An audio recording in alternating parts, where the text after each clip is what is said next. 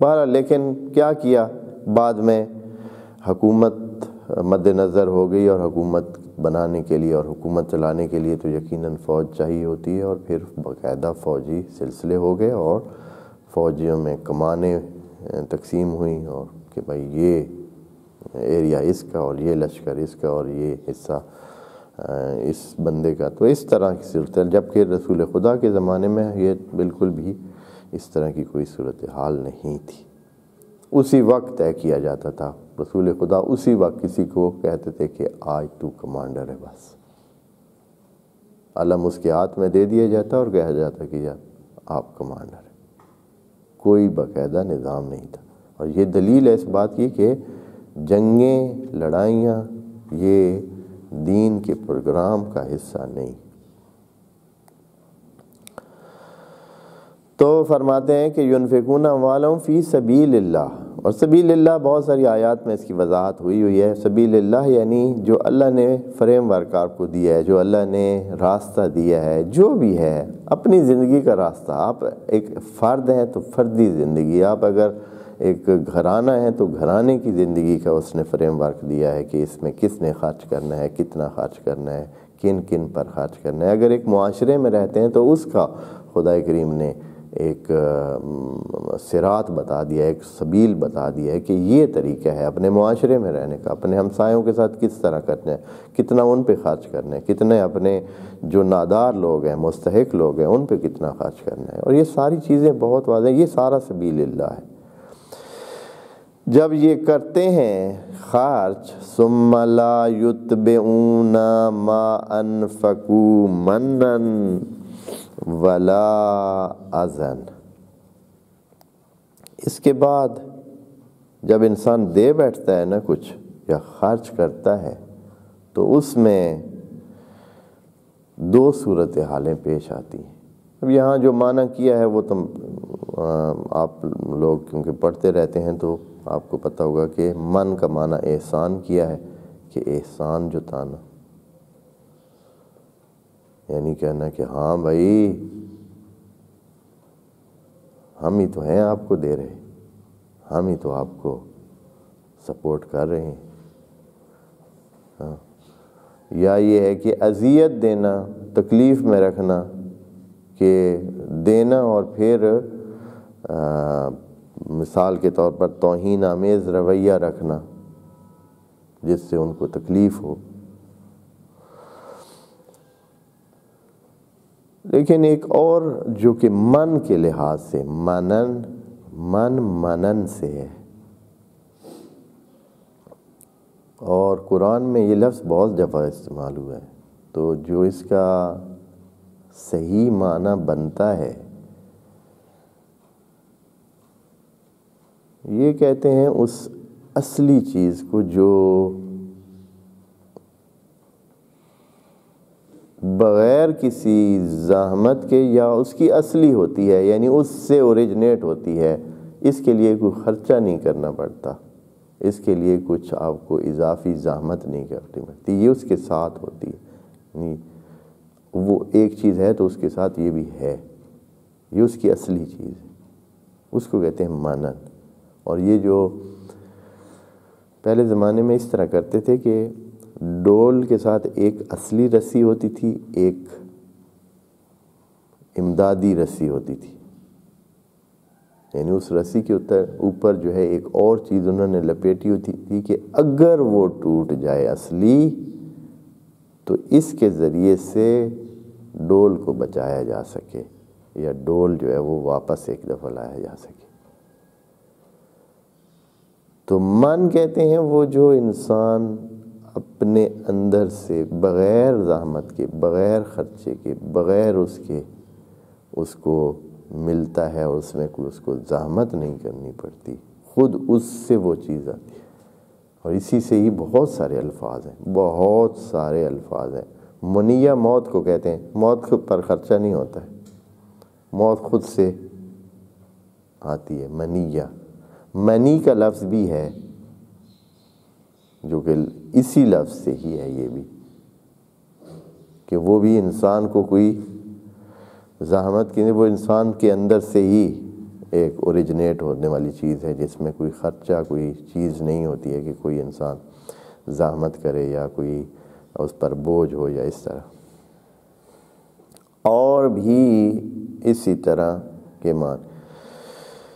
تو یہاں فرماتے ہیں لا یتبعون ما انفقوا منا،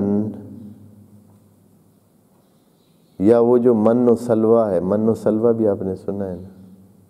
من یعنی وہ جو زحمت کے بغیر حاصل ہونے والا کھانا تھا. من تھا یعنی جس میں کوئی زحمت نہیں ہوئی ہے، کھانا بھی ہے، کھانے کی چیز مل گئی ہے اور اس میں زحمت بھی نہیں کرنی پڑی. من، وہ جو من و سلوہ ان کو ملا. اسی طرح اور بہت سارے الفاظ ہیں. تو یا جیسے تمنی ہے، تمنی کا مطلب یہ ہے کہ انسان خود سے کوئی چیز چاہتا ہے، یعنی جس پہ کوئی وہ سمجھتا ہے کہ یعنی وہ اس کا دل ہے کہ یہ بغیر خرچے کے حاصل ہو جائے. تمنی ایک ہوتا ہے رجا، ایک ہوتا ہے تمنی یعنی خیالی پلاؤ پکانا. خیالی پلاؤ پہ کتنا خرچہ ہوتا ہے؟ صرف آرزو کرنا، کاش ایسے ہو جاتا. اب کاش ایسے ہو جانے پہ کچھ بھی نہیں لگتا ہے، ہو جانے پہ تو لگتا ہے، کاش ہو جانے پہ کچھ نہیں لگتا.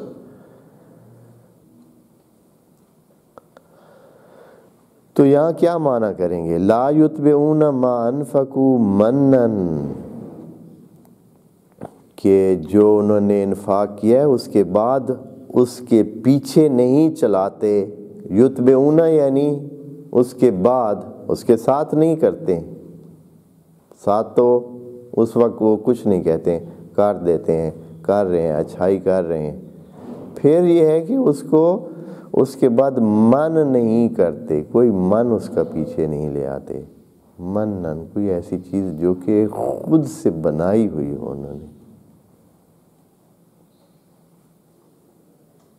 اب یہ من کا معنی ہمیں یہاں اس طرح ہی کچھ کرنا ہے کہ ایسا احسان اگر وہی معنی دیتا ہے کہ احسان بھی اگر ایسی چیز ہے جو من ہے، منن ہے، یعنی یہ اس طرح ہے کہ انسان نے کچھ کیا نہیں ہے، یہ تو کسی اللہ کا مال اس نے دیا ہے. اگر وہ اپنے سے کچھ بڑائی کا احساس دلا رہا ہے یا جسے ہم احسان کہتے ہیں، شاید لازم معنی ہو احسان، یعنی وہ کہتا ہے کہ میں نے کچھ کیا ہے، یعنی اپنے سے کچھ کہہ رہا ہے، جبکہ یہ کام حقیقتاً تو اس نے نہیں کیا ہے، حقیقتاً تو مال خدا اس نے دیا ہے. اگر اس نے کچھ صرف کیا ہے تو وہ مال خدا دیا ہے، لیکن وہ اس کو اپنی طرف وہ کر رہا ہے، یعنی ضائع کر رہا ہے خدا کے سامنے. من ہوگا جب وہ اندر سے ضائع کرتا ہے، یعنی وہ کہتا ہے کہ میں نے کچھ کیا ہے. اور اذن اس وقت ہوگا جب وہ لوگوں کو یہ بات کہے گا. جب لوگوں کو یہ کہے گا تو ان کو تکلیف ہوگی، جب اپنے اندر سوچے گا تو من ہوگا.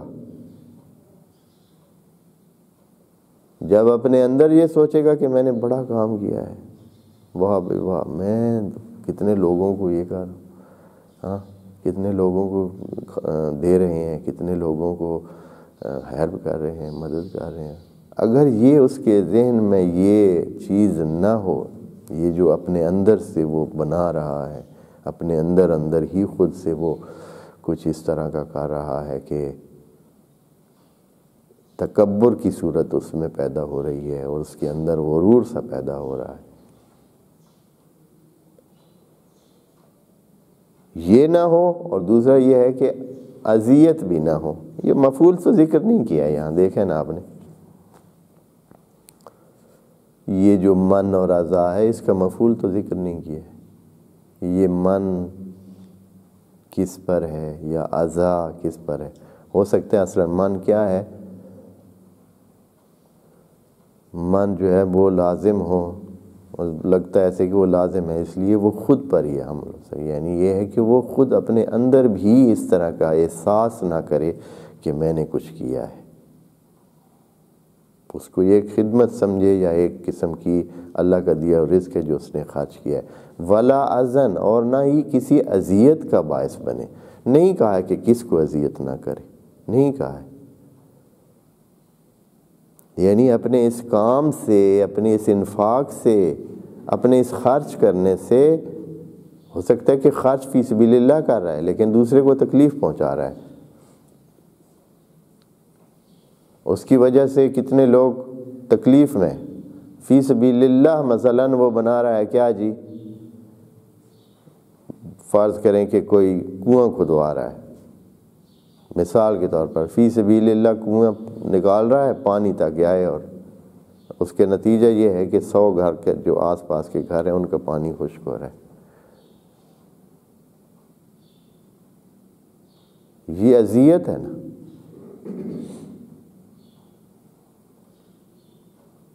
یا اس کے بعد، کیونکہ یتبعون کا لفظ بولا ہے تو ہو سکتا ہے کہ بعد میں کوئی ایسا عمل کرے جس سے تکلیف پہنچے لوگوں کو، اسی خرچے کی وجہ سے جو خرچہ کیا ہے اس کے بعد کوئی ایسا کام کرے کہ جس سے لوگوں کو تکلیف پہنچے۔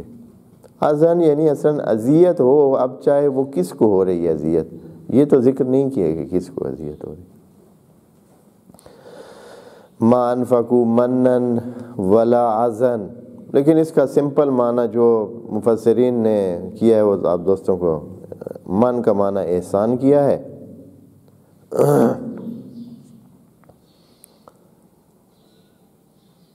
اور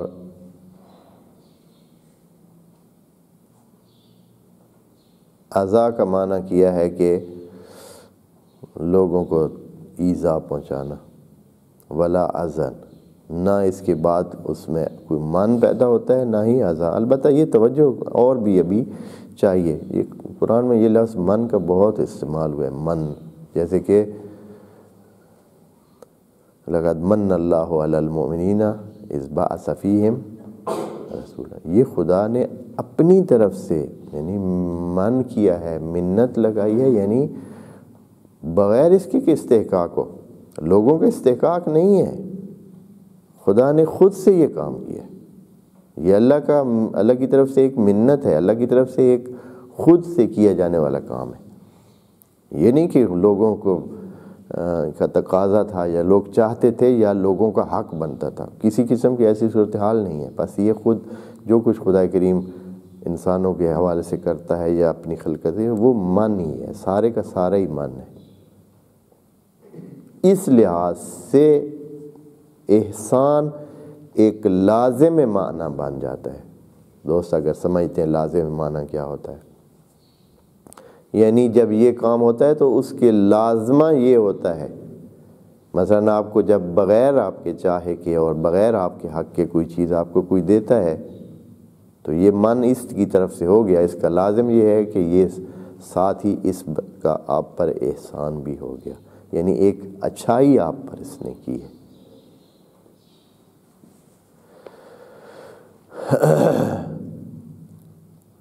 لا یتبعون ما انفقوا منن ولا اذن